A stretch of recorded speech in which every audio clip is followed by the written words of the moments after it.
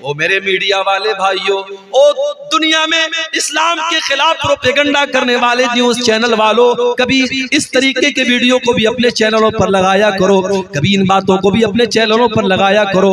सुलेमान अलैहिस्सलाम का लश्कर चींटी की हत्या नहीं कर सकता। एक नबी का मानने वाला जब चींटी की हत्या नहीं कर सकता, किसी निर्दोष की हत्या कैसे कर सकता है? वल्लाहु ला युहिब्बुल फसाद, अल्लाह को फसाद मचाने वाले, आतंक मचाने वाले पसंद नहीं है। मेरे प्यारे साथियों, अगर आप में से कोई भाई इस गंदगी में मुब्तला है, अगर शराब के नशे में मुब्तला है, अल्लाह के वास्ते तौबा कर लो। नहीं पता मौत कब आ जाए, क्या पता शराब के नशे में इंसान धुत है और उसी हालत में दिल की धड़कन बंद हो जाए, हार्ट अटैक हो जाए और उसी हालत में इंसान का इंतकाल हो जाए। अल्लाह के नबी फरमाते, इन्नल अब्द युबासु अला मा माता अलैहि, बंदे का इंतकाल जिस हाल में होगा, बंदा जिस हाल में मरेगा, उसी हाल में कयामत के दिन उठाया जाएगा। ऐ शराब पीने वाले, अगर तेरा इंतकाल उसी हालत में हो गया, कल कयामत के दिन अल्लाह की बारगाह में तू शराब के नशे में उठेगा, तो अल्लाह को क्या मुंह दिखाएगा, तो अल्लाह को क्या जवाब देगा? इस गंदी चीज से तू जल्दी से तौबा कर ले, अपने परिवार को, अपने आप को इससे तू नजात दे दे। मेरा रब कुरान में कहता है, वला तुल्कू बिअयदीकुम इलत तहलुका, अपने आप को हलाकत में न डालो। जो शराब आपको हलाकत में डाल रही है, जो बर्बाद कर रही है, उस शराब से अपने दामन को बचा लो मेरे भाई। या अय्युहल्लज़ीना आमनू मन यर्तद्द मिनकुम अन दीनिही फसौफा यातिल्लाहु बिक़ौमिन, ऐ ईमान वालो, अगर तुम अल्लाह के दीन से पलट जाओगे, अगर तुम अल्लाह के दीन से पीछे हो जाओगे, फिर जाओगे, अल्लाह ताला दूसरी कौम को ले आएगा और ऐसी कौम को लाएगा, युहिब्बुहुम व युहिब्बूनहु, अल्लाह उनसे मोहब्बत करेगा, वो अल्लाह से मोहब्बत करेंगे। अज़िल्लतिन अलल मोमिनीन, जो ईमान वालों के लिए बड़े नर्म होंगे, इज़्ज़तिन अलल काफिरीन, और काफिरों के लिए बड़े सख्त होंगे। युजाहिदून फी सबीलिल्लाह, अल्लाह ऐसे लोगों को लाएगा जो अल्लाह की राह में जिहाद करेंगे। वला यखाफून लौमत लाइम, और किसी की परवाह नहीं करेंगे, किसी से डरेंगे नहीं। अगर हम अल्लाह से मोहब्बत नहीं करेंगे, हम परवाह नहीं करेंगे कि अल्लाह हमसे खुश है कि नहीं, अल्लाह हमसे नाराज तो नहीं है, अगर हम इस बात की परवाह करना बंद कर देंगे, अल्लाह दूसरी कौम को ले आएगा और अल्लाह हमें जमीन से मिटा देगा। और आज हम कायनात में ये चीज मेरे भाइयों हम देख रहे हैं। तो आज की तकरीर का मेरा मौजू क्या है? वो कौन सी ऐसी चीजें हैं जो अल्लाह को पसंद नहीं है, जिनका नाम लेकर के अल्लाह ने कहा कि ये काम मत करना, ये काम मुझे पसंद नहीं है, मैं ये काम पसंद नहीं करता, अगर ये करोगे तो मैं नाराज हो जाऊंगा। भाई मोहब्बत करते हो ना अल्लाह से, अगर अल्लाह से मोहब्बत करते हो तो फिर परवाह करनी पड़ेगी कि अल्लाह को क्या पसंद है और क्या नापसंद है। तो आज हमारी तकरीर का टॉपिक है अल्लाह को क्या नापसंद है। तो सुनेंगे इंशाअल्लाह, और सिर्फ सुनना नहीं है, इंशाअल्लाह अमल भी करना है। जितनी चीजें बयान की जाएंगी कुरान की रोशनी में और हदीस की रोशनी में बयान की जाएंगी, और नंबर से मैं बयान करूंगा। और मकसद ये है कि इन चीजों से हम अपने आप को बचाएं, जिन चीजों का नाम लेकर के अल्लाह ने कहा कि ये चीज हमें पसंद नहीं है। आइए कुरान का दूसरा पारा खोलते हैं। अल्लाह फरमाता है, वक़ातिलू फी सबीलिल्लाहि अल्लज़ीना युक़ातिलूनकुम, ऐ ईमान वालो, तुम उनसे जंग करो जो तुमसे जंग करते हैं, तुम उनसे लड़ाई करो जो तुमसे लड़ाई करते हैं। वला तातदू, और देखो लड़ाई के मैदान में हद से तजावुज न करना, अल्लाह की बनाई हुई हद को पार न करना। इन्नल्लाह ला युहिब्बुल मुअतदीन, अल्लाह ताला हद पार करने वालों को पसंद नहीं करता। दुनिया वालों ने एक उसूल बनाया है। क्या उसूल है? Everything is fair in love and वार, प्यार में और जंग में सब जायज है। देखो आज जंग में क्या हो रहा है, एक तरफ हमास ने हमला किया इसराइल पर और 400-500 लोगों को मारा। मीडिया की रिपोर्ट्स ने बताया बच्चे भी मरे, औरतें भी मरे। इस्लाम के अकॉर्डिंग गलत है बच्चों को मारना, औरतों को मारना। जो जंग के मैदान में नहीं आया, जो लड़ नहीं रहा है, उसको नहीं मार सकते। अगर हमास के हमले में बच्चे मरे हम कंडेम करते हैं, अगर हमास के हमले में बेकसूर मरे हम मजम्मत करते हैं, हम निंदा करते हैं उसकी। मगर बदले में क्या हुआ?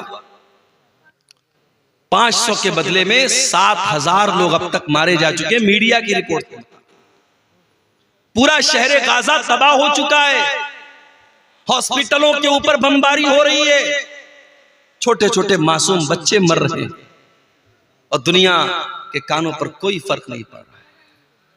तो मेरे भाई, ये जंग है। जंग में लोग कहते हैं सब जायज है, बच्चे मरे जायज है, औरतें मरे जायज है। मेरे नबी ने क्या फरमाया? मेरे नबी जब जंग के मैदान में अपने सहाबा को भेजते हैं तो क्या फरमाते हैं? उगुज़ू बिस्मिल्लाही, जाओ अल्लाह का नाम लेकर के लड़ो। वक़ातिलू फी सबीलिल्लाह, और जाओ तुम अल्लाह के रास्ते में जाकर के लड़ो। वला तक़तुलू वलीदन, किसी बच्चे को कत्ल न करना। वला तक़तुलू शैखन फ़ानिया, कोई ऐसा बूढ़ा इंसान है जो जंग के मैदान में लड़ नहीं रहा है, जो मैदान जंग से किनारे है, उसको खबरदार कत्ल न करना। वला तग़ुल्लू, जंग के मैदान में भी किसी के साथ खयानत मत करना, किसी के साथ धोखा मत करना, किसी के साथ फ्रॉड मत करना। वला तक़तऊ शजरतन, किसी पेड़ को न काटना, किसी इबादतगाह को मत गिराना, किसी के पूजा स्थल को मत गिराना। ये इस्लाम ने उसूल बताए। दुनिया का उसूल है जंग में सब जायज है, मेरे नबी का उसूल है नहीं, जंग के मैदान में भी सब जायज नहीं। वही बात कुरान कह रहा है, ऐ ईमान वालो, जब तुम अपने दुश्मनों से जंग करो, जब तुम अपने दुश्मनों से लड़ाई करो, वला तातदू, तो हद पार मत करो। अल्लाह ताला ने हर चीज की हद बनाई। इंसान जवान होता है, लड़का बालिग होता है, लड़की बालिग होती है। अल्लाह ने दोनों के अंदर जिनसी ख्वाहिश रखी है, सेक्सुअल डिजायर रखा है। मर्द को औरत की जरूरत है, औरत को मर्द की जरूरत है।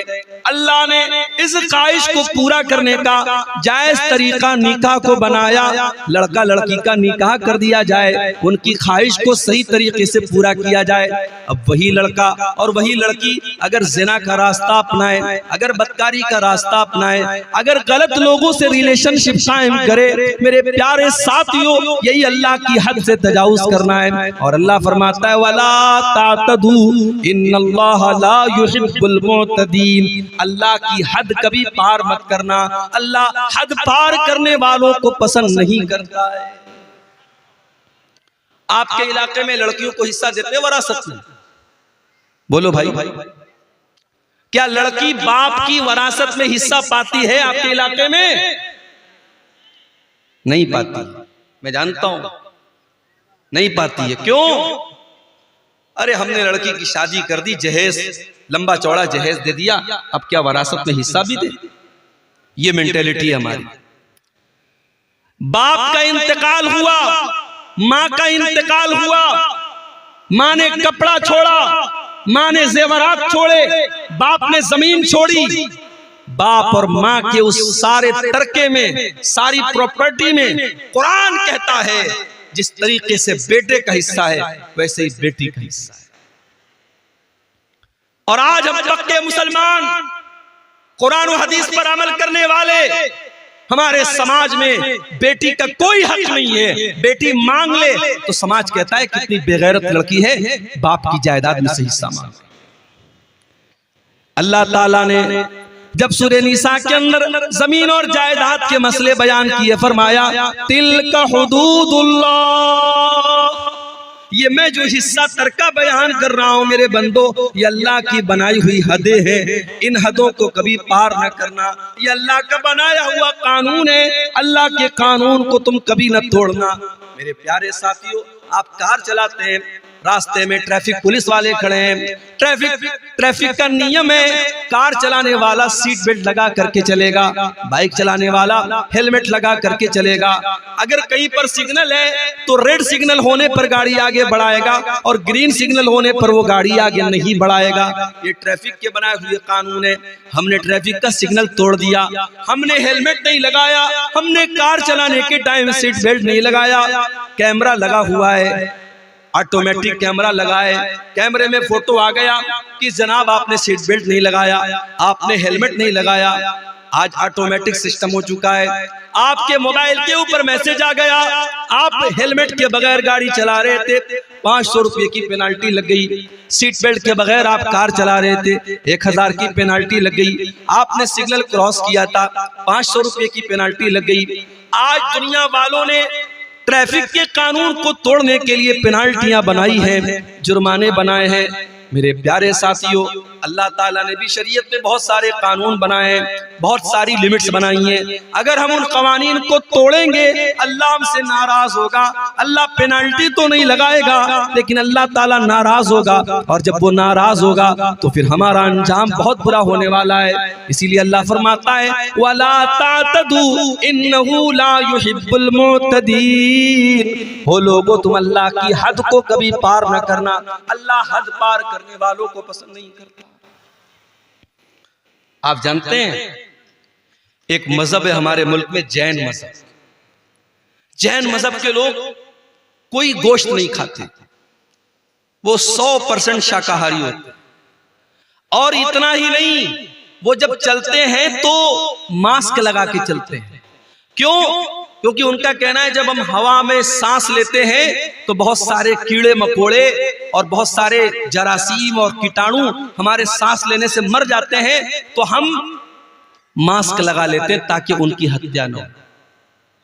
बहुत सारे जैन मजहब के जो उनके गुरु होते हैं वो नंगे रहते हैं, क्योंकि उनके मजहब के जो रहनुमा है उनकी तालीम है कि कपड़ा भी मत पहनो, नंगे हो। ये जैन मजहब की तालीम है। इस्लाम की तालीम क्या है? इस्लाम ये कहता है, अल्लाह कुरान में कहता है या अय्युहल्लज़ीना आमनू ला तुहर्रिमू तय्यिबाति मा अहल्लल्लाहु लकुम। ऐ ईमान वालों, खबरदार, जिस चीज को अल्लाह ने हलाल किया है तुम्हें हराम करने का कोई अधिकार नहीं है। ठीक है, कोई शाकाहारी हो सकता है, कोई मुसलमान भी ऐसा हो सकता है उसको गोश्त पसंद नहीं है, वो सब्जी खाता है, वो दाल खाता है, बहुत अच्छी बात है, कोई मसला नहीं, कोई हर्ज की बात नहीं। लेकिन अगर वो गोश्त को हराम समझता है, वो ये समझता है कि गोश्त का खाना सही नहीं है, ये जीव हत्या है, ये जानवरों का कत्ल है, ये जानवरों का खून बहाना है, कान खोल करके सुन लो। अल्लाह फरमाता है या अय्युहल्लज़ीना आमनू ला तुहर्रिमू तय्यिबाति मा अहल्लल्लाहु लकुम। ईमान वालों, जो चीज अल्लाह ने तुम्हारे लिए हलाल की है, जो चीज अल्लाह ने जायज की है, तुम कौन होते हो हराम करने वाले? तुम कौन होते हो नाजायज करने वाले? वला तातदू, ईमान वालों, अल्लाह की हद को कभी क्रॉस न करो। इन्नहु ला युहिब्बुल मुतदीन, अल्लाह ताला हद से तजावुज करने वालों को पसंद नहीं करता। पता ये चला, अल्लाह ने अगर किसी चीज को हराम किया है हम हलाल नहीं कर सकते, और अल्लाह ने हलाल किया है हम हराम नहीं कर सकते। एक मर्तबा अल्लाह के नबी ने अपने ऊपर शहद को हराम कर लिया। अपनी एक बीवी के कहने पर जब उस बीवी ने अल्लाह के नबी से कहा कि अल्लाह के नबी, आपके मुंह से मगाफिर की महक आती है। मगाफिर एक बदबूदार फूल होता था। अल्लाह के प्यारे नबी हजरत ज़ैनब के यहाँ से शहद खा के आया करते थे, और दूसरी बीवियों को पसंद नहीं था, शहद खाने की वजह से देर हो जाया करती थी। तो उन्होंने कहा अय अल्लाह के नबी, आपके मुंह से मगाफिर की महक आती है। अल्लाह के नबी ने अपनी बीवी को राजी करने के लिए ये कसम खा ली कि मैं आज के बाद शहद नहीं खाऊंगा। जब शहद खाने से मेरे मुंह से महक आती है, जब शहद खाने से मेरे मुंह से बदबू आती है, मैं आज के बाद शहद नहीं खाऊंगा। एक नॉर्मल सी बात, नबी ने अपने ऊपर शहद को हराम कर दिया, लेकिन अल्लाह के लिए नॉर्मल बात नहीं थी। अल्लाह ने कुरान की आयत नाजिल कर दी, या अय्युहन नबिय्यु लिमा तुहर्रिमु मा अहल्लल्लाहु लका तबतगी मर्दात अज़वाजिक। ऐ नबी, आपको ये अधिकार किसने दे दिया, ये हक किसने दे दिया कि जिस शहद को अल्लाह ताला ने हलाल किया था आपने अपने ऊपर हराम कर लिया अपनी कुछ बीवियों को खुश करने के लिए। ऐ नबी, आपको भी अल्लाह के हलाल किए हुए चीज को हराम करने का अधिकार नहीं है। हम नहीं कर सकते, किसी हलाल चीज को हराम नहीं कर सकते और किसी हराम को हलाल नहीं कर सकते। मेरे और आगे बढ़िए, कुरान में एक और जगह ये बात आई है, सूरह आराफ में अल्लाह ने फरमाया उदू रब्बकुम तज़र्रुअन व खुफिया, अपने रब से दुआ करो, गिड़गिड़ा करके दुआ करो और चुपके चुपके दुआ किया करो। इन्नहु ला युहिब्बुल मुअतदीन, अल्लाह ताला दुआ के अंदर हद से तजावुज करने वालों को पसंद नहीं करता। कुछ लोग दुआ के अंदर भी हद से तजावुज करते हैं। माफ कीजिएगा, आपके यहाँ चंदे का जो तरीका होता है, बंगला जुबान के जो मुकर्रिर आते हैं वो दुआ करते हैं, इस पर भी तहकीक होनी चाहिए कि ये तरीका दुआ का सही है। दुआ के अंदर हद से तजावुज नहीं होना चाहिए। दुआ में हम कोई ऐसी चीज नहीं मांगेंगे जो मुनासिब ना हो। एक सहाबी ने अपने बेटे को देखा, बेटा दुआ कर रहा है, आए अल्लाह जन्नत में दाहिने तरफ सफेद रंग का महल मुझे अता फरमा दे, जन्नत के अंदर व्हाइट हाउस मुझे दे दे। सहाबी ने बेटे को ये दुआ करते हुए सुना, कहा है मेरे बेटे तू क्या दुआ कर रहा है? कहा बाजान मैं दुआ कर रहा हूं कि अल्लाह तू मुझे जन्नत के दाहिने साइड में एक सफेद रंग का महल अता फरमा। कहा बेटा ये दुआ करना सही नहीं है बेटा, मैंने अल्लाह के नबी को ये फरमाते हुए सुना था कि कयामत के पहले एक ऐसा दौर आएगा, लोग दुआ के अंदर हद से तजावुज करेंगे और लोग वजू करने में हद से तजावुज करेंगे। ऐ मेरे बच्चे, जब तुझे दुआ करना हो तू सिंपल ये दुआ कर, आय अल्लाह मैं जन्नत का सवाल करता हूँ, मैं जहन्नम से तेरी पनाह मांगता हूँ। उसमें इतनी डिटेल मत बयान करो। अपनी दुआ में ये मत कहो कि अल्लाह जन्नत के दाहिने साइड में मुझको ये महल अता फरमा। ये दुआ के अंदर हद से तजावुज करना है। बाज़ लोग दुआ करते कहते हैं अल्लाह अपने नबी के सदके मेरी ये दुआ कबूल कर। ये सदका क्या है भाई? नबी के सदके कैसे दुआ होती है? गलत है ये, दुआ में हद से तजावुज।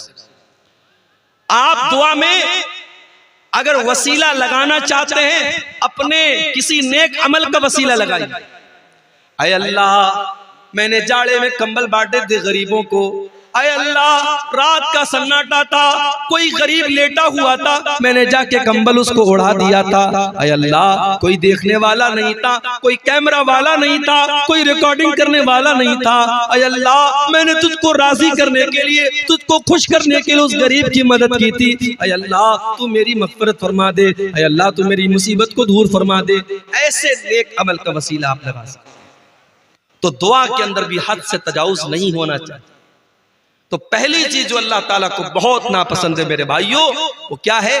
हद से तजावुज करना।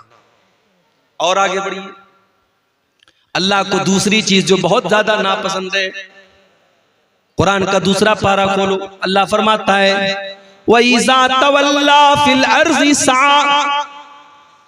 मुनाफिकों के बारे में अल्लाह ने फरमाया कि मुनाफिक आदमी जब जमीन में चलता है तो वो क्या करता है? लियुफ़सिदा फिल अर्ज़ि व युहलिकल हर्स वन नस्ल वल्लाहु ला युहिब्बुल फसाद।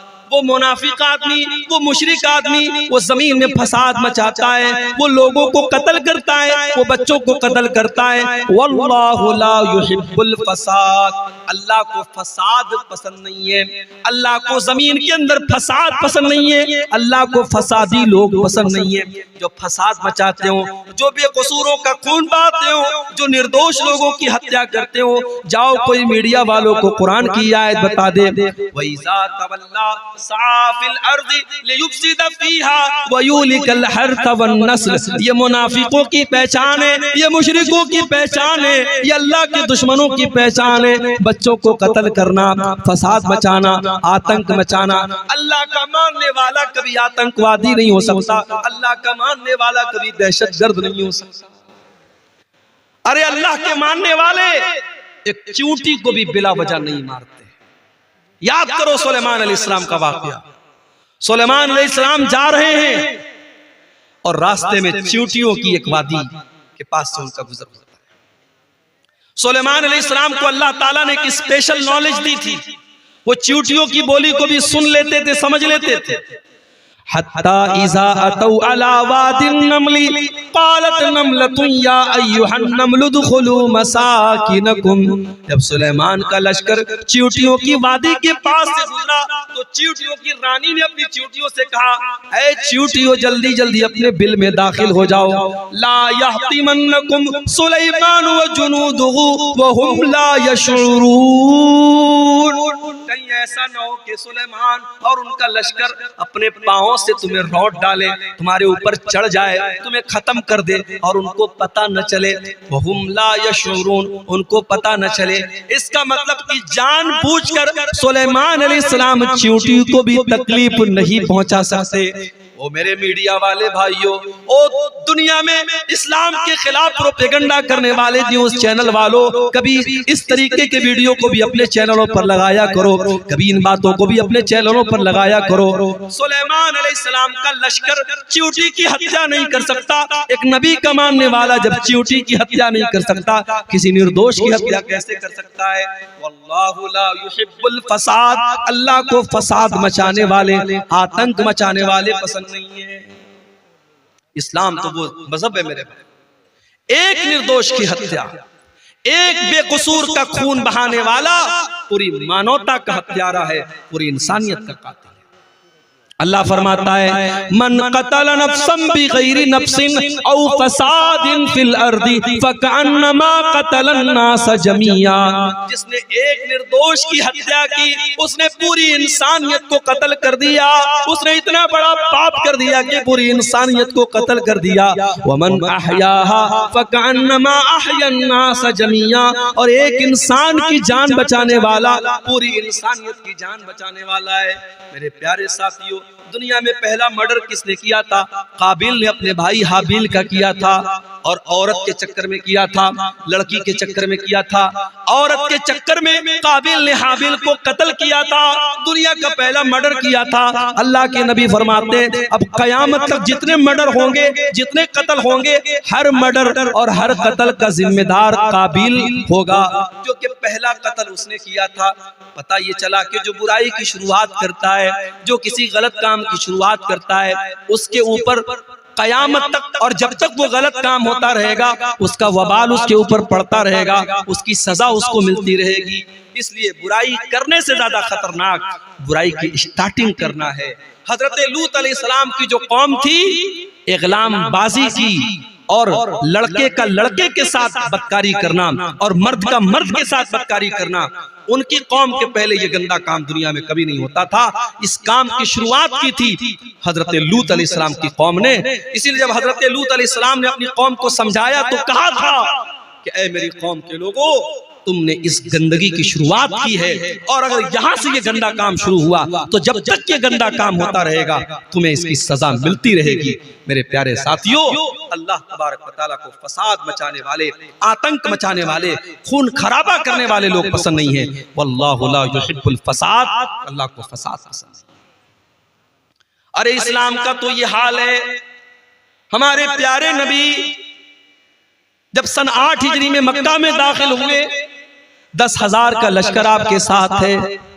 मक्का के अंदर आप बड़ी फातिहाना शान के साथ दाखिल हो रहे हैं।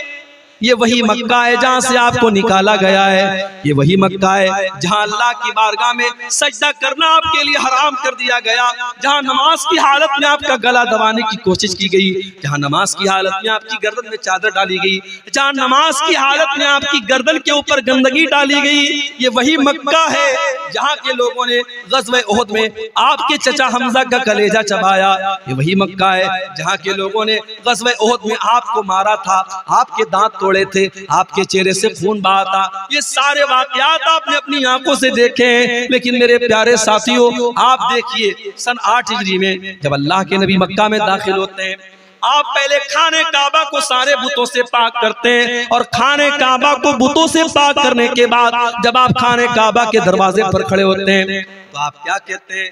ऐ मक्का वालों, ऐ कुरैश के लोगों, ये बताओ तुम अपने मोहम्मद से तुम्हें क्या उम्मीद है? मैं तुम्हारे साथ क्या सलूक करूंगा? सब भीगी बिल्ली बन जाते हैं, बड़े नरमी से कहते हैं, बड़े प्यार से कहते हैं, ऐ मोहम्मद सल्लल्लाहु अलैहि वसल्लम, आप तो बड़े अच्छे इंसान हैं, बड़े अच्छे बाप की औलाद हैं, आपसे अच्छी ही उम्मीद रखते हैं। आपने फरमाया इज़हबू अंतुम तुलका ला तस्रीब अलैकुमुल यौम, इज़हबू अंतुम तुलका, जाओ आज मोहम्मद रसूलुल्लाह किसी से बदला न लेंगे, किसी से इंतकाम न लेंगे, किसी का खून न बहाएंगे, जाओ तुम सबके सब आजाद हो, मोहम्मद रसूलुल्लाह किसी से बदला न लेंगे। जालिम से लिया जुल्म का बदला न किसी वक्त, मारा भी तो अखलाक की तलवार से मारा। मेरे प्यारे साथियों, ये मेरे नबी का किरदार है, इसलिए नबी का मानने वाला, इस्लाम का कलमा पढ़ने वाला कभी फसादी नहीं हो सकता, कभी आतंकवादी नहीं हो सकता। जो आतंकवादी है, जो दहशतगर्द है, वो कान खोल करके सुन ले, उसका इस्लाम से कोई ताल्लुक नहीं है। वल्लाहु ला युहिब्बुल फसाद, अल्लाह को फसाद बचाने वाले लोग पसंद नहीं है। और आगे बढ़िए, तीसरी चीज अल्लाह ने फरमाया सूरह आले इमरान के अंदर, कुल अतीउल्लाह व रसूलहू, कुल अतीउल्लाह व रसूला, ऐ नबी आप कह दीजिए अल्लाह की इताअत करो और रसूल की इताअत करो। फ़इन तवल्लौ फ़इन्नल्लाह ला युहिब्बुल काफिरीन, और ऐ नबी अगर ये लोग अल्लाह की इताअत ना करें और रसूल की इताअत ना करें तो इनको बता दो कि अल्लाह ताला काफिरों को पसंद नहीं करता, काफिरों को पसंद नहीं करता, अल्लाह को कुफ्र पसंद नहीं। कुफ्र का मतलब इनकार, जो अल्लाह को न माने, जो रसूल को न माने, जो अल्लाह की किताबों को न माने, जो अल्लाह के नबियों को न माने, जो अल्लाह के फरिश्तों को न माने, जो तकदीर को न माने, जो कयामत के दिन को न माने, जितनी चीजों पर ईमान लाना है उनमें से किसी चीज को न मानने वाला, उसके अंदर डाउट करने वाला, उनके अंदर शक करने वाला, वो काफिर हो जाता है। और काफिर को अल्लाह ताला पसंद नहीं करता। अल्लाह को मोमिनों से मोहब्बत है, अल्लाह को ईमान वालों से मोहब्बत है, अल्लाह काफिरों को पसंद नहीं करता। अल्लाह को कुफ्र से इतनी नफरत है, अगर कोई इंसान कुफ्र की हालत में मर जाए, अल्लाह फरमाता है वलल्लज़ीना यमूतूना वहुम कुफ्फार, जो कुफ्र की हालत में मर जाए और मरने के टाइम वो तौबा कर ले, उसकी तौबा का अल्लाह क्या कोई मतलब नहीं है। जो कुफ्र की हालत में मर गया वो हमेशा जहन्नम में रहेगा। अल्लाह का शुक्र अदा कीजिए मेरे भाई, हम और आप ईमान वाले, हम और आप मुसलमान हैं। अगर हम और आप मुसलमान न होते, ईमान वाले न होते, शायद हम भी किसी पत्थर के बुत के आगे आज सजदा कर रहे होते, शराब पी करके नाच रहे होते। ये अलग बात है, बिहार में नीतीश कुमार साहब ने शराब बंदी कर रखी है, लेकिन अंदर से टेबल के नीचे से बड़ी शराब पी जा रही है बिहार के अंदर।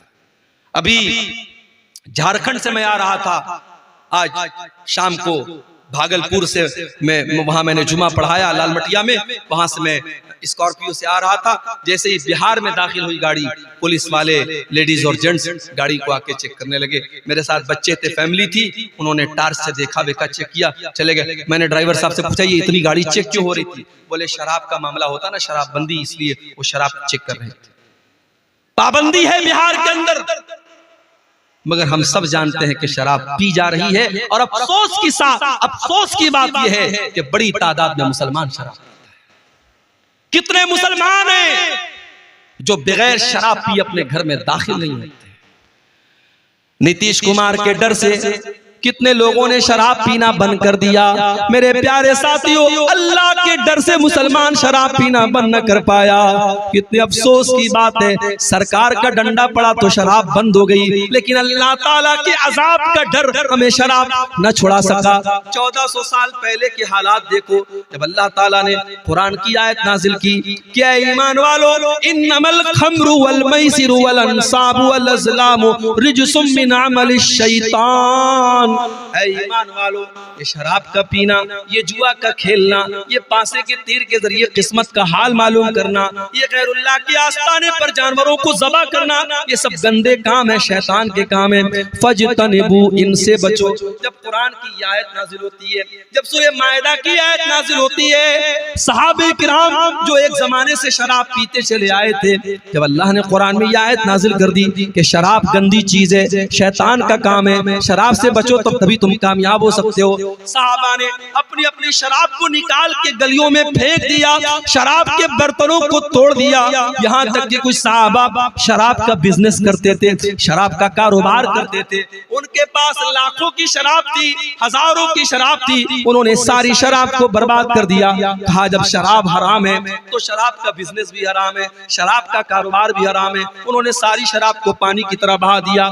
मेरे प्यारे साथियों, ईमान इसका नाम है, अल्लाह के रसूल की इत्तिबा इसका नाम है। कोई एडवर्टीजमेंट नहीं किया गया, कोई प्रचार नहीं किया गया, कोई रेडियो पर ऐलान न हुआ, कोई माइक में लाउड स्पीकर में ऐलान न हुआ, बस नबी ने एक ऐलान करवा दिया। कुरान की आयत नाजिल हुई और अल्लाह के नबी ने कुरान की आयत पढ़ के सुना दी कि अल्लाह कह रहा है कि शराब गंदी चीज है, इससे बचो।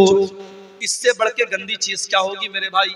आज शराब पी करके आदमी घर में आता है, जुबान से गंदी गंदी गालियां निकालता है, शराब पी के घर में आता है, अपनी बहन और बेटी को भी गंदी गंदी बातें कहता है, शराब पी करके घर में आता है, अपने बच्चों के सामने नाजेबा बातें करता है, शराब पी करके अपनी बीवी की कमाई खाता है, शराब पी करके अपनी सारी कमाई को लुटा देता है। इसीलिए हजरत उस्मान गनी कहा करते थे, इन्नल खम्रा उम्मुल खबाइस, ये शराब तो तमाम बुराइयों की जड़ है। जो शराब पी लेता है वो ज़िना भी कर सकता है, जो शराब पी लेता है वो कत्ल भी कर सकता है, जो शराब पी लेगा वो दुनिया का कोई भी गंदा काम कर लेगा। तो आप देखें, अल्लाह ताला को काफिर पसंद नहीं। आज काफिर से ज्यादा मुसलमान शराब पी रहा है। हम बिहार गवर्नमेंट की बात क्या करें, 1400 साल पहले हमारे नबी ने शराब बंदी कर दी थी, मगर आज मुसलमानों का बड़ा तबका शराब पी रहा है। मेरे प्यारे साथियों, अगर आप में से कोई भाई इस गंदगी में मुब्तला है, अगर शराब के नशे में मुब्तला है, अल्लाह के वास्ते तौबा कर लो। नहीं पता मौत कब आ जाए, क्या पता शराब के नशे में इंसान धुत है और उसी हालत में दिल की धड़कन बंद हो जाए, हार्ट अटैक हो जाए और उसी हालत में इंसान का इंतकाल हो जाए। अल्लाह के नबी फरमाते, इन्नल अब्द युबासु अला मा माता अलैहि, बंदे का इंतकाल जिस हाल में होगा, बंदा जिस हाल में मरेगा, उसी हाल में कयामत के दिन उठाया जाएगा। ऐ शराब पीने वाले, अगर तेरा इंतकाल उसी हालत में हो गया, कल कयामत के दिन अल्लाह की बारगाह में तू शराब के नशे में उठेगा, तो अल्लाह को क्या मुंह दिखाएगा, तो अल्लाह को क्या जवाब देगा? इस गंदी चीज से तू जल्दी से तौबा कर ले, अपने परिवार को, अपने आप को इससे तू नजात दे दे। मेरा रब कुरान में कहता है, वला तुल्कू बिअयदीकुम इला तहलुका, अपने आप को हलाकत में न डालो। जो शराब आपको हलाकत में डाल रही है, जो बर्बाद कर रही है, उस शराब से अपने दामन को बचा लो मेरे भाई। तो अल्लाह को काफिर पसंद नहीं है। अल्लाह को काफिर पसंद नहीं। अगर कुफ्र की हालत में आदमी मर गया, अंजाम क्या होगा? अल्लाह ने फरमाया, इन्नल्लज़ीना कफरू व मातू व हुम कुफ्फारुन फलन युक़बल मिन अहदिहिम मिल्उल अर्ज़ि ज़हबा। जो लोग कुफ्र की हालत में मर जाएंगे, ईमान की दौलत उनको नसीब नहीं होगी। कान खोल करके सुन लो, अल्लाह फरमा रहा है, कल कयामत के दिन अल्लाह की बारगाह में अगर जमीन भर के सोना भी वो लेके आ जाएंगे और अल्लाह से कहेंगे, अल्लाह तू जमीन भर के सोना ले ले और हमको जहन्नम के अजाब से बचा ले। अल्लाह फरमाता है, फलन युक़बल मिन अहदिहिम, जमीन भर के सोना लेकर के भी उनको जहन्नम की आग से नजात न मिलेगी, जहन्नम की आग से अल्लाह उनको नहीं बचाएगा। इसलिए मेरे भाइयों, ईमान की कद्र करो और ईमान पर कायम रहो। अल्लाह को काफिर पसंद नहीं है, अल्लाह को कुफ्र पसंद है। और आगे बढ़ो, अल्लाह को एक और चीज बहुत ज्यादा नापसंद है। क्या है वो चीज? वला तुजादिल अनिल्लज़ीना यख्तानून अनफुसहुम। ऐ नबी, ऐ मेरे प्यारे नबी, आप उन लोगों का डिफेंस मत कीजिए, उन लोगों का बचाव मत कीजिए, उन लोगों की तरफ से आप बहस मत कीजिए जो अपने आप के साथ खयानत करते हैं। इन्नल्लाह ला युहिब्बु मन काना खव्वानन असीमा। अल्लाह ताला ऐसे लोगों से मोहब्बत नहीं करता है जो खयानत करने वाले हों। खयानत अल्लाह को पसंद नहीं। खयानत किसको बोलते हैं भाई? अमानत का उल्टा है खयानत। अमानत यह है कि आपको जो जिम्मेदारी दी जाए, आप उस जिम्मेदारी को सही तरीके से अदा करें। अगर आप टीचर हैं, आपकी जिम्मेदारी बच्चों को पढ़ाना है। पढ़ाने के टाइम आप बच्चों को पढ़ाने के बजाय मोबाइल में लगे हुए हैं। बच्चे शोर मचा रहे हैं, बच्चे किताब पढ़ नहीं रहे और टीचर मोबाइल में लगा हुआ है। ये अमानत के साथ खयानत है। पुलिस का काम क्राइम को रोकना है। पुलिस वाला बजाय क्राइम को रोकने के अगर क्रिमिनल लोगों से रिश्वत लेना शुरू कर दे, अगर वो गुंडों और बदमाशों से टैक्स लेने लगे, उनसे पैसा लेकर के उनको छोड़ने लगे, ये पुलिस के ओहदे के साथ खयानत है। इन्नल्लाह ला युहिब्बु मन काना खव्वानन अज़ीमा, अल्लाह को खयानत करने वाले लोग पसंद नहीं है। इसलिए अमानत पे खयानत से बचो मेरे। जो भी अमानत और जो भी जिम्मेदारी आपके कंधे पर डाली गई है, उस जिम्मेदारी को सही तरीके से रखो। हमारे कुछ भाइयों ने हमको बताया, इसी बिहार की सरजमीन पर, इसी झारखंड की सरजमीन पर ये काम भी हो रहा है। एक मस्जिद का 4 बार फोटो लिया जा रहा है और 4 बार सऊदी अरब से उसका पैसा उठाया जा रहा है। एक बार ट्यूबवेल लगाया जा रहा है, एक बार उसको पिंक कलर से पेंट किया जा रहा है, फिर ग्रीन कलर से पेंट किया जा रहा है, फिर लाल कलर से पेंट किया जा रहा है। ट्यूबवेल तो एक बार लगा, लेकिन उसका पैसा 5 बार उठाया जा रहा है। ये 420 ये अल्लाह के दीन के नाम पे हो रही है, सदका खैरात के नाम पे हो रही है, ज़कात के नाम पर हो रही है। मेरे प्यारे साथियों, इस बेईमानी का हिसाब क़यामत के दिन देना पड़ेगा। उन उलमा को भी देना पड़ेगा, उन मशरूआत का काम करने वालों को भी देना पड़ेगा, जो आज उम्मत के पैसे के साथ इतनी बड़ी खयानत कर रहे हैं। आज कितनी मस्जिदें जो बाहर से फंड आया 30 लाख का, लेकिन उसमें दिया गया सिर्फ 10 लाख रुपये और मटेरियल को बिल्कुल हल्का कर दिया गया। पता ये चला 5 साल के बाद मस्जिद की छत बैठ गई, 5 साल के बाद मस्जिद की जमीन बैठ गई, 5 साल के बाद मस्जिद की दीवार गिर गई। पैसा आया 30 लाख, लगाया गया 10 लाख और 20 लाख को बीच में से गायब कर दिया गया। मेरे प्यारे साथियों, क्या ये खयानत नहीं है? इन्नल्लाह ला युहिब्बु मन काना खव्वानन अतीमा, अल्लाह ताला खयानत करने वालों को पसंद नहीं करता। और एक बात और कहना चाहता हूं, यहाँ बहुत सारे हमारे बुजुर्ग भाई भी बैठे हैं, औलाद वाले बैठे हैं, हमारी कुछ माएँ भी बैठी होंगी। वो माएँ हैं जिनकी घर में बेटियां हैं। अगर आप एक बेटी की माँ हैं, अगर आप एक बेटे के बाप हैं, ये बेटे और बेटी भी आपके कंधे पर अल्लाह की अमानत है। अल्लाह ने अगर आपको औलाद दिया है, अल्लाह औलाद के बारे में सवाल करेगा। अल्लाह के नबी फरमाते हैं, कुल्लुकुम राइउन व कुल्लुकुम मसऊलुन अन रइयतिही, हो लोगो तुम सब के सब जिम्मेदार हो और तुमसे तुम्हारी जिम्मेदारी के बारे में सवाल किया जाएगा। फर्रजुलु राइन अला अहली बैतिही, इंसान अपने घर वालों का जिम्मेदार है, अपनी फैमिली का जिम्मेदार है, अपने परिवार का जिम्मेदार है और इंसान से उसके परिवार के बारे में सवाल किया जाएगा। वल मरअतु राइयतुन अला बैति ज़ौजिहा, और औरत अपने घर की जिम्मेदार है। शौहर तो नौकरी पे चला गया, शौहर तो दुकान पे चला गया, शौहर तो कारोबार पे चला गया, घर में 24 घंटे रहने वाली तो औरत है। घर में जवान बेटी किससे बातें कर रही है, रात को कहां 2-2 बजे तक मोबाइल पे लगी हुई है, रात को वो कहां जा रही है। आज अगर माँ इस बात की परवाह नहीं करती और बेटी रात रात भर गैर महरमों से चैटिंग कर रही है, कान खोल करके सुन लो मेरी माओ, बेटी तो गुनहगार होगी, बेटी की माँ को भी अल्लाह का हिसाब देना पड़ेगा। इन्नल्लाह ला युहिब्बु मन काना खव्वानन असीमा, अल्लाह ताला को खयानत करने वाले पसंद नहीं है। और आगे बढ़िए, अल्लाह को एक और चीज बहुत नापसंद है और वो चीज है इसराफ, हद से तजावुज करना। या बनी आदम खुज़ू ज़ीनतकुम इंदा कुल्ली मस्जिद, ऐ आदम के बेटो, जब तुम मस्जिद में जाया करो, जब तुम नमाज पढ़ने जाया करो, तो अपनी जीनत को अपना लिया करो। लोग अक्सर ये सवाल करते हैं, शेख साहब नमाज में टोपी का लगाना कैसा है? भाई साहब, टोपी का लगाना फर्ज नहीं है, टोपी का लगाना वाजिब नहीं है, टोपी का लगाना सुन्नत नहीं है, मगर टोपी हमारे कल्चर का एक हिस्सा है। हमारे देश में, हमारे मुल्क में मुसलमान की पहचान होती है टोपी से। हमारे कल्चर का, हमारी संस्कृति का, हमारी तहजीब का एक हिस्सा है। आप शादी में टोपी लगा रहे हैं, आप जनाजे में टोपी लगा रहे हैं, और मस्जिद में आप आते हैं तो जानबूझ के आप खुले सर नमाज पढ़ रहे हैं, ये मुनासिब नहीं है। अल्लाह कुरान में कहता है या बनी आदम खुजू ज़ीनतकुम इंद कुल्ली मस्जिद, ऐ बनी आदम, ऐ आदम की औलाद, जब तुम मस्जिद में जाया करो, जब तुम नमाज पढ़ने जाया करो तो अपनी जीनत को अपना लो, ऐसा लिबास पहनो जिस लिबास को पहन करके तुम अच्छे लगो। भाई नमाज तो बनियाइन में भी हो जाएगा। अगर मर्द का नाफ से लेकर के घुटने तक का हिस्सा ढका हुआ है और कंधा ढका हुआ है तो नमाज तो ऐसे भी हो जाएगा। मगर आप बनियाइन पहन के और एक छोटा सा गमछा बांध करके मस्जिद में आए, ये मुनासिब नहीं है। आप उस ड्रेस में आए जो आपकी बेहतरीन ड्रेस है, जिस ड्रेस में आप अच्छे लोगों के पास उठते हैं बैठते हैं। अल्लाह कह रहा है ऐ आदम की औलाद, जब तुम मस्जिद में आओ तो अपनी जीनत को अपना लो। वकुलू वशरबू, और खूब खाओ खूब पियो, वला तुसरिफू, लेकिन खाने और पीने में हद से तजाउज न करो, इसराफ न करो, फजूल खर्ची न करो।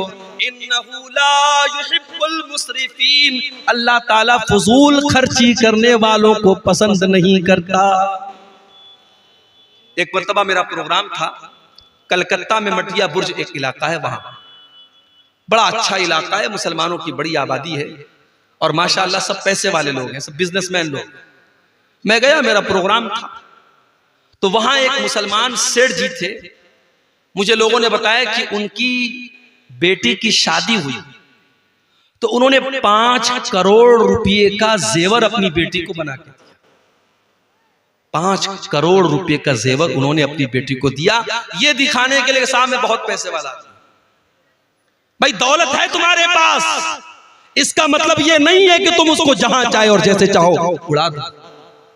इस उम्मत में आज कितनी करीब बहनें हैं जो अपने बच्चों का खर्च चलाने के लिए दूसरों के घर में जाके सफाई का काम करती हैं, बर्तन मांजती हैं, तब उनका परिवार चलता है। इस उम्मत में आज भी कितने बच्चे हैं जो एक टाइम का खाना खाते हैं, दूसरे टाइम का खाना उन्हें नसीब नहीं होता। इस उम्मत में आज भी कितने लोग हैं जिनके सर पर छत नहीं है, जिनके पास अपना मकान नहीं है, जो सड़कों और चौराहों पर रात में खुले आसमान के नीचे रात गुजारते हैं। जिस उम्मत का ये हाल हो, जिस कौम का ये हाल हो, उस कौम के लोग, उस कौम के अमीर उमरा 5-5 करोड़ रुपए के जेवरात अपनी बेटियों को शादी में दे रहे, पूरे जेवरात से अपनी बेटी को लाते रहे हैं। क्या ये फजूल खर्ची नहीं है मेरे भाई? अल्लाह के नबी फरमाते हैं कयामत के दिन इंसान ला तज़ूलु कदमा इब्ने आदम मिन इंद रब्बिही यौमल क़ियामा, कयामत के दिन इंसान 5 सवालों का जवाब दिए बगैर अपनी जगह से टस से मस नहीं हो सकता। 5 सवालों का जवाब सबको देना है, मुझे भी देना है, आपको भी देना है, आलिम को भी देना है, जाहिल को भी देना है, आम आदमी को भी देना है और वीआईपी को भी देना है। 5 सवालों का जवाब सबको देना है। पहला सवाल अन उम्रिही फीमा अफना, तूने अपनी जिंदगी को कहां गुजारा। दूसरा सवाल वन शबाबिही फीमा अबला, तूने अपनी जवानी को कहां गुजारा। तीसरा सवाल वन मालिही मिन ऐन इक्तसबहु, तूने माल कहां से कमाया। चौथा सवाल फीमा अनफक़हु, तूने माल कहां पर खर्च किया। माल कहां पर खर्च किया इसका भी हिसाब देना पड़ेगा। अपनी महबूबाओं के लिए रिचार्ज करवाने वाले हमारे मनचले नौजवान, वो 100-200 रुपए का जो रिचार्ज कराते हैं अपनी कानों की लज्जत के लिए और बदकारी के लिए, वो भी तैयार रहे। माल कहां पे खर्च हो रहा है हिसाब देना पड़ेगा। और माल कैसे कमा रहे हो, ड्रीम 11 के जरिए कमा रहे हो, सट्टेबाजी के जरिए कमा रहे हो। अभी हमारे व्हाट्सएप पर एक मैसेज आया कि क्रिकेट के मैच में सट्टा लगाना हो तो हमसे कांटेक्ट कीजिए, हमारे ग्रुप को ज्वाइन कर लीजिए, हम 100% बिल्कुल सही भविष्यवाणी करते हैं। मैंने खोला वो ग्रुप, देखा, मैंने सोचा कि देखिए ये क्या भविष्यवाणी करता है। आज पाकिस्तान का और साउथ अफ्रीका का मैच था, उसने कहा ये मैच पाकिस्तान जीतेगा। अब कितने लोगों ने उसके कहने पर सट्टा लगा दिया होगा, लाखों का, करोड़ों का, और शाम रात होते होते जब रिजल्ट आया पता लगा पाकिस्तान हार गई और साउथ अफ्रीका जीत गई। ये सट्टेबाजी आज हमारा नौजवान बड़ी तादाद में व्हाट्सएप के जरिए, टेलीग्राम के जरिए, फेसबुक के जरिए बाकायदा सट्टा हो रहा है और लाखों करोड़ों का सट्टा हो रहा है और जुआ हो रहा है और हमारा मुसलमान उसमें हिस्सा ले रहा है। और मेरे प्यारे साथियों, वो ये सोच रहा है कि हम रातों रात अमीर बन जाएंगे। अगर वो एक बार 1 लाख रुपया जीत जाएगा, अगली बार 10 लाख लगाएगा कि मैं 10 लाख जीत जाऊंगा, और पता लगा वो 10 लाख डुबा देगा, कर्जे में डूब जाएगा और अपने आप को और अपने घर वालों को दांव पे लगा देगा। मेरे प्यारे साथियों, माल कहां से कमा रहे हो इसका भी हिसाब देना पड़ेगा, और माल कहां खर्च कर रहे हो इसका भी हिसाब। तो फजूल खर्ची करने वाले, नाजायज पैसा उड़ाने वाले और अपनी जायज ख्वाहिशात पर भी लिमिट से ज्यादा खर्च करने वाले, इसको इसराफ कहते हैं, और अल्लाह इसराफ करने वालों को पसंद नहीं करता है। और आगे बढ़िए मेरे प्यारे साथियों, वल्लाहु ला युहिब्बुज़ ज़ालिमीन, अल्लाह ताला जुल्म करने वालों को पसंद नहीं करता, जुल्म करने वालों से मोहब्बत नहीं करता, जुल्म अल्लाह को पसंद नहीं। जालिम कान खोल करके सुन ले, जुल्म का अंजाम बुरा होने वाला है, जुल्म ज्यादा देर तक चलने वाला नहीं। जिस फलस्तीन के अंदर इसराइलियों को पनाह मिली, यहूदियों को पनाह मिली, जब आज से 50-60 साल पहले, 70 साल पहले जब उनको हिटलर ने मार मार के भगाया और वो लुटे कटे पिटे यहूदी, उनको अगर कहीं सर झुकाने की, सर छुपाने की जगह मिली, उसी फलस्तीन के अंदर उनको जगह मिली। तो आज उन्होंने नाजायज तरीके से फलस्तीन के बकिया हिस्सों पर धीरे धीरे कब्जा करना शुरू कर दिया, और वहां के जवानों और बच्चों और औरतों का खून तब से लेकर के वो आज तक बहा रहे हैं। अल्लाह ने ऐसे ही इस कौम को मग़ज़ूब अलैहिम नहीं कहा है, ये मग़ज़ूब अलैहिम कौम है, इस कौम पर अल्लाह का गजब उतरा है। मेरे प्यारे साथियों, ये जुल्म हो रहा है जो आज हम फलस्तीन की सरजमीन पर देख रहे हैं, और कान खोल करके सुन लो, जुल्म का अंजाम कभी भी अच्छा होने वाला नहीं है। अल्लाह के नबी फरमाते हैं, इत्तक़ुज़्ज़ुल्मा फ़इन्नज़्ज़ुल्मा ज़ुलुमातुन यौमल क़ियामा, जुल्म करने से बचो, कयामत के दिन जुल्म करने वाला अंधेरों में रहेगा। जुल्म करने वाले को लाइट नसीब नहीं होगी। कभी रात में जब आप कार चला रहे हो या बाइक चला रहे हो और बिल्कुल जंगल में सुनसान रास्ते में आप जा रहे हो, अचानक अपनी बाइक की लाइट आप बंद कर दीजिए, अपनी कार की हेडलाइट आप बंद कर दीजिए, 10 सेकंड के लिए आप डर जाएंगे मेरे भाई, आप डर जाएंगे। चारों तरफ खूब अंधेरा हो और आपके पास कोई लाइट ना हो, कोई रोशनी ना हो, आप एक कदम चल नहीं सकते। कयामत का दिन होगा, वो इंसान कितना बदनसीब होगा जिसको रोशनी नसीब नहीं होगी। अल्लाह ने कहा, जालिम को कयामत के दिन कोई रोशनी नसीब नहीं होगी। दुनिया में जितना जुल्म करना है कर लो, ताकत का नशा, कुर्सी का नशा, पावर का नशा, जितना इस नशे पर उड़ना है उड़ लो, मगर याद रखो, नाव कागज की सदा चलती नहीं, जुल्म की टहनी कभी फलती नहीं। अल्लाह को जुल्म करने वाले लोग पसंद नहीं है मेरे प्यारे साथियों। इस कायनात का में अल्लाह का ये निजाम और अल्लाह की ये सुन्नत रही है, अल्लाह का कानून रहा है। अल्लाह ने मुशरिक और काफिर को हुकूमत दी है, लेकिन अल्लाह ने जालिम को हुकूमत में नहीं रहने दिया है। जालिम का अंजाम बड़ा भयानक हुआ है। बरसों हजारों बरस पहले फिरौन नाम का एक जालिम था जिसने छोटे छोटे बच्चों को कत्ल करवाया था। जब उसके दरबार में किसी काहिन ने, किसी जादूगर ने कहा था, किसी भविष्यवाणी करने वाले ने कहा था कि ऐ फिरौन, तेरी हुकूमत में एक बच्चा पैदा होने वाला है जो आगे चल करके तेरी हुकूमत को खत्म करेगा। तो फिरौन जो अपने आप को खुदा कहता था, अपने आप को रब कहता था, उसने ऑर्डर दे दिया और छोटे छोटे बच्चों को कत्ल करवाने का हुक्म दे दिया। मगर अल्लाह को उस जालिम को खत्म करना था।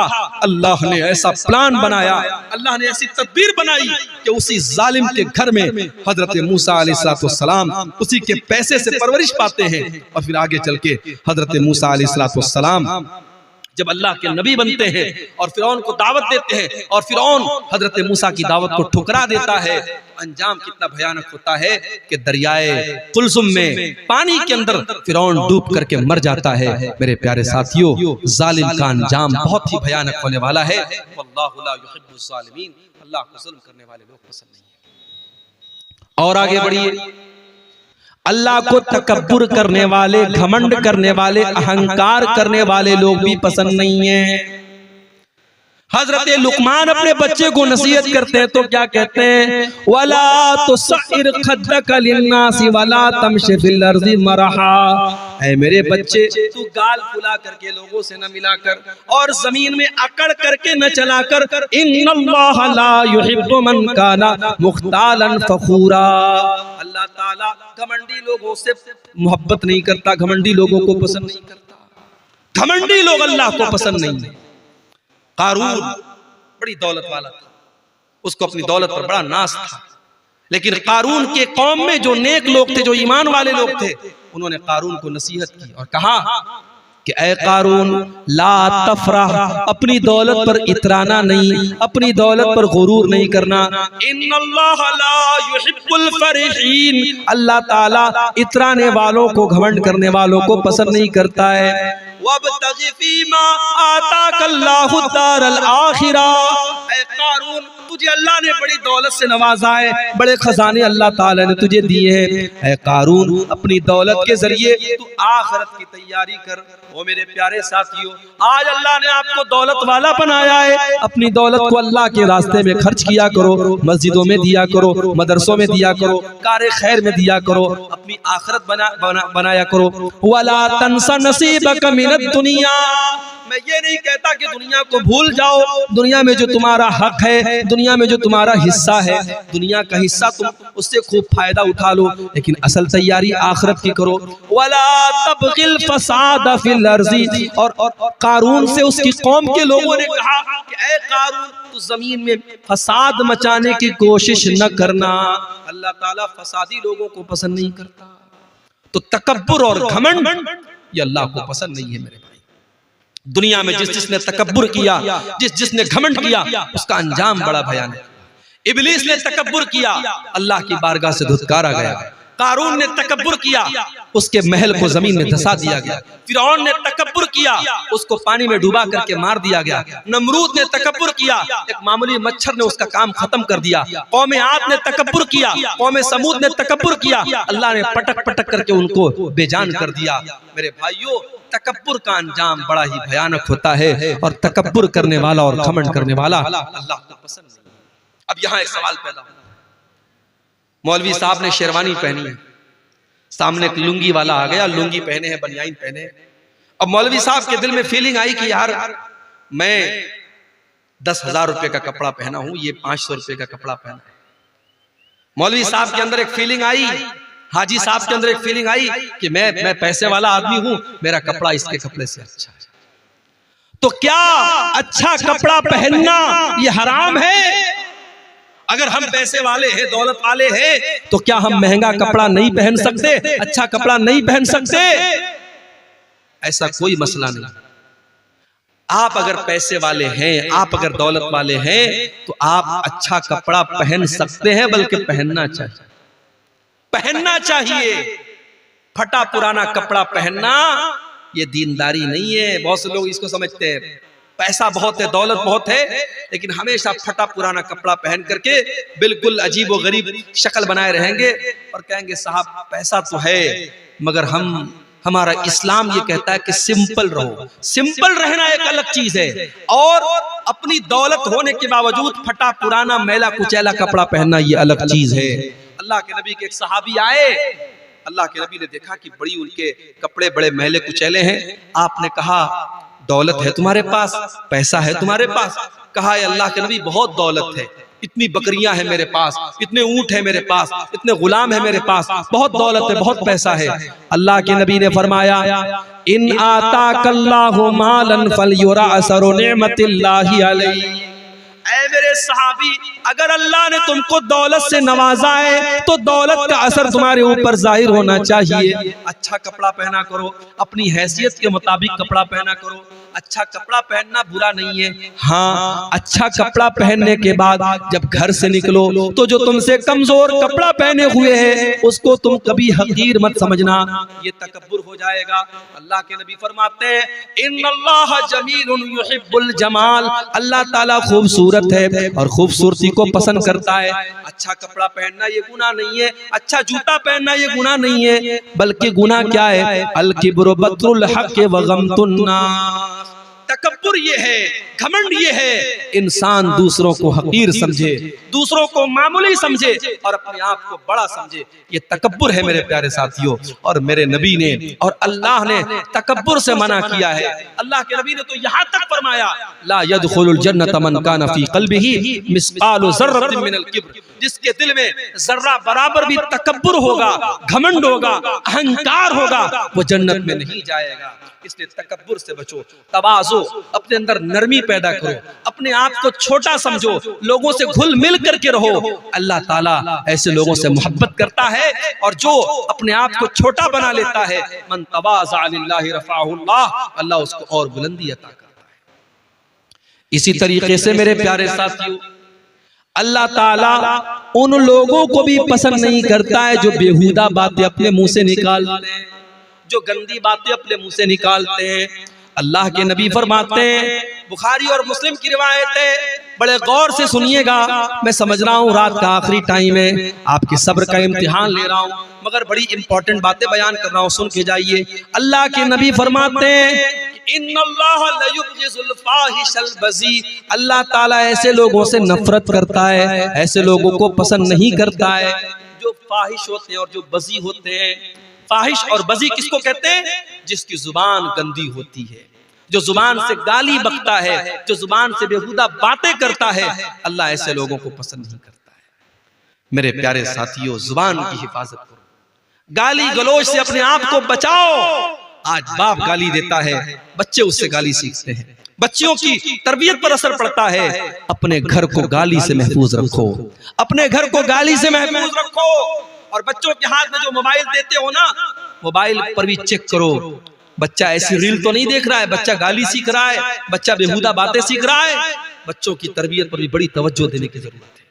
आज माँ बाप ने बड़ा सिंपल तरीका समझा है, बच्चे के हाथ में मोबाइल दे दिया, बच्चा जो चाहे सो देख रहा है। नहीं मेरे भाई, बच्चा जो देखता है उससे सीखता है। 3 साल का बच्चा भी अगर वीडियो देख रहा है तो सीख रहा है। आप देखिए आपका बच्चा क्या देख रहा है। अगर आपने नहीं देखा, अंजाम बड़ा भयानक होगा। अरबी का एक शायर कहता है, लैसल यतीम मन इंतहा अबवाहु मिन हम्मिल हयाति व खल्लफाहु ज़लीला। यतीम वो नहीं है जिसके माँ बाप उसे दुनिया में छोड़ के चले जाएं। इन्नल यतीमा हुवल्लज़ी तल्का लहू उम्मन तखल्लत अव अबम मशगूला। अरे यतीम तो वो है, यतीम तो वो है, अनाथ तो वो है, माँ तो उसके पास मौजूद है, मगर माँ के पास अपने बच्चे की देखभाल के लिए टाइम नहीं है। बाप तो उसके घर में मौजूद है, मगर बाप के पास अपने बच्चों के लिए फुर्सत नहीं है। मैं तो खुद एक मदरसे में टीचर हूं। कभी कभी ऐसे भी पेरेंट्स आते हैं, ऐसे भी माँ बाप आते हैं, बच्चा कौन सी क्लास में पढ़ता है बाप को ये भी नहीं पता, बच्चा कौन सी क्लास में पढ़ता है माँ को ये भी नहीं पता।